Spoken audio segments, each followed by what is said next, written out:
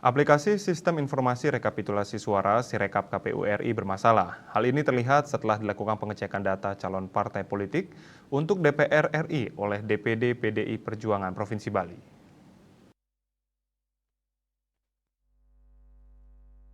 Ketua DPD PDI Perjuangan Provinsi Bali Wayan Koster dalam keterangan persnya Minggu 18 Februari menyatakan bahwa jumlah suara sah partai politik dan calon ternyata semuanya tidak sesuai dan terdapat selisih cukup besar yang merugikan partai politik. Sebagai contoh, untuk Partai Gerindra terdapat selisih sebanyak 25.965 suara.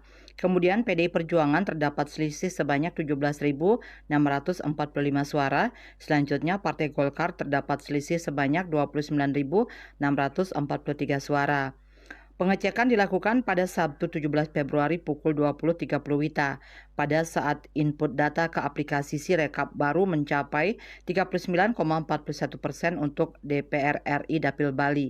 Karena itu menurut Wayan Koster penggunaan aplikasi Sirekap KPU RI harus dihentikan karena bermasalah dan akan menimbulkan kisruh mengakibatkan masyarakat tidak akan percaya dengan hasil penghitungan KPU RI.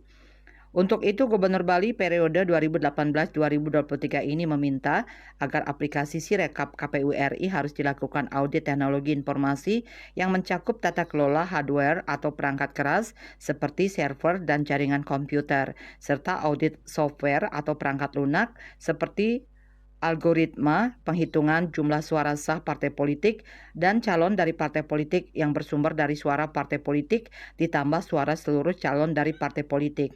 Wayan Koster yang merupakan ahli matematika jebolan ITB ini mengatakan perbaikan harus segera dilakukan untuk menghasilkan output sistem Sirekap yang kredibel. Ketut Winata, Bali Post melaporkan.